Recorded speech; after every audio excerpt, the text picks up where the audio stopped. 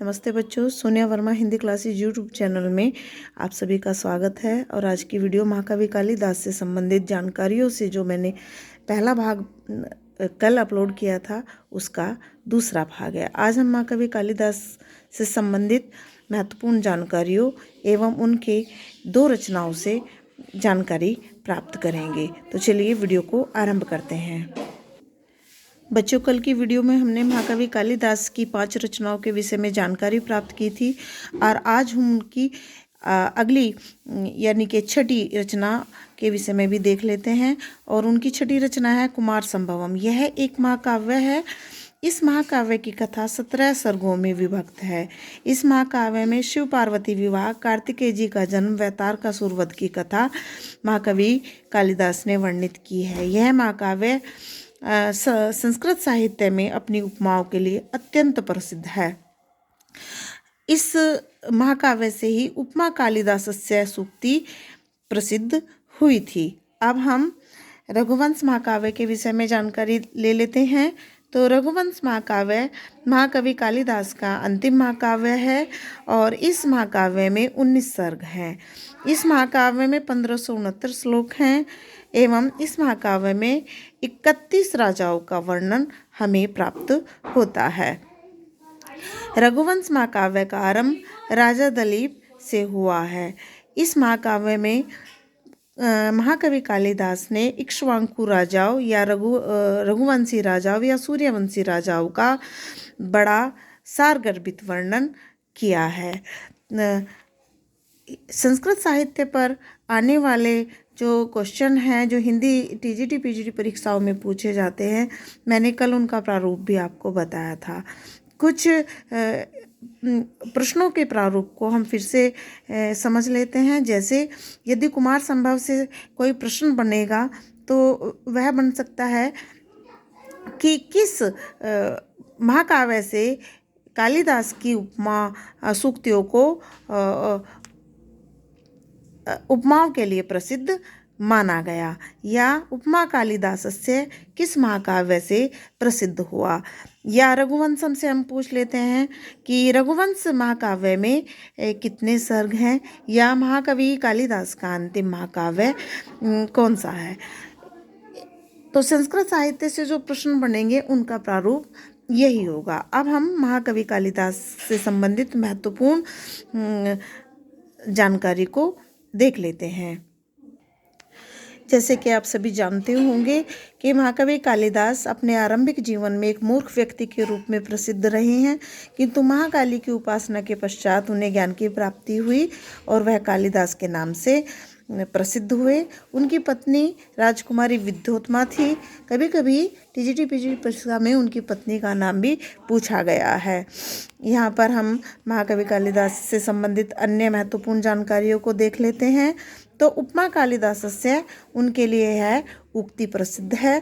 वह संस्कृत साहित्य के सर्वश्रेष्ठ कवि हैं।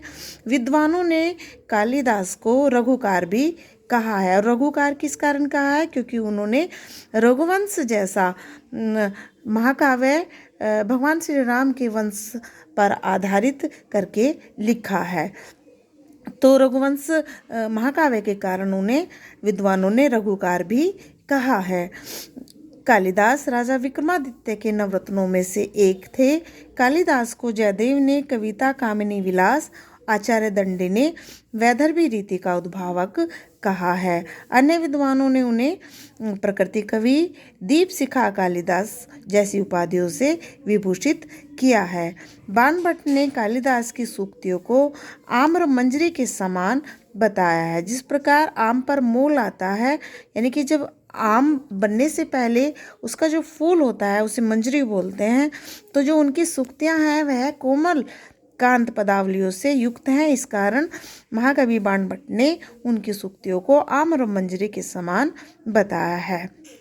कालिदास को सर्वशास्त्र पारंगतम भी कहा जाता है, अर्थात सभी शास्त्रों में पारंगत। इसके पश्चात उन्हें एक और परिभाषा दी, उनके व्यक्तित्व को उभारती हुई एक परिभाषा अत्यंत प्रसिद्ध है कि संस्कृत साहित्य में कालिदास पद रचना में गरिष्ठ व वरिष्ठ माने जाते हैं। यह परिभाषा देकर पूछ लिया जाता है कि कौन संस्कृत साहित्य में गरिष्ठ व वरिष्ठ माना जाता है। इस प्रकार हमारे प्रश्न कालिदास से संबंधित बनते हैं। मैं आपको यह बताना चाहती हूँ कि संस्कृत साहित्य से जिन कवियों के विषय में हिंदी टीजीटी पीजीटी में पूछा जाता है उनमें महाकवि कालिदास, आचार्य दंडी, महाकवि माघ, अश्वघोष एवं बाण भट्ट अत्यंत महत्वपूर्ण है। उनसे जुड़ी हुई जो भी जानकारी मेरे पास उपलब्ध है वह मैं विभिन्न वीडियो के जरिए आप तक पहुंचाने का जल्दी ही प्रयास कर रही हूं। यदि आपको मेरी वीडियो पसंद आ रही हो तो वीडियो को लाइक करें, चैनल को सब्सक्राइब करें और इसे ज़्यादा से ज़्यादा शेयर करें ताकि ज़्यादा से ज़्यादा परीक्षा देने वाले अभ्यर्थी जो हैं या परीक्षार्थी जो हैं इसका लाभ उठा सके। अभी तक हमें यह पता था कि यूपी टीजीटी पीजीटी की जो परीक्षा है वह दिसंबर माह के अंतिम सप्ताह में होने वाली है, किंतु एक नई सूचना के अंतर्गत यह भी सूचना मिल रही है कि टीजीटी पीजीटी की जो परीक्षा होने वाली है वह अप्रैल 2025 में होने वाली है और इसके लिए पीजीटी की जो परीक्षा होगी वह 7, 8, 9 तारीख के लिए संभावित हो सकती है और टीजीटी की 12, 13 और 14 को होनी सुनिश्चित हुई है। मैं ये प्रयास कर रही हूँ कि संस्कृत साहित्य से जुड़ी हुई सभी महत्वपूर्ण जानकारी, उसके सबसे महत्वपूर्ण कवि जिनसे संबंधित प्रश्नों को टीजीटी पीजीटी परीक्षा में पूछा जाता है उनसे जुड़ी हुई जानकारियाँ आपके पास जल्दी से जल्दी पहुँचाऊँ ताकि आप अपनी स्टडी को कंप्लीट कर सकें। तो यदि आपको मेरी वीडियो पसंद आई हो इस वीडियो को लाइक करें, चैनल को सब्सक्राइब करें और कल हम महाकवि भारवी से संबंधित नई जानकारियों से परिचित होंगे। कल तक के लिए नमस्ते, धन्यवाद।